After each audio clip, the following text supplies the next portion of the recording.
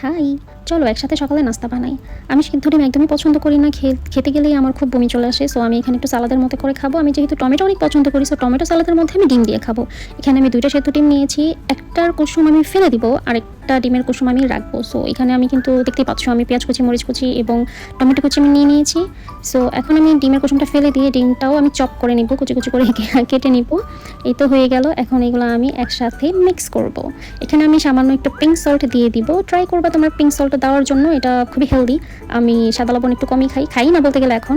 আর একটু দিয়ে নিব তেঁতুলের সস, এটা কিন্তু সুগার ফ্রি, এটাতে কোনো সুগার নেই, শুধু তেঁতুল এবং একটু চিলি ফ্লেক্স দেওয়া আছে।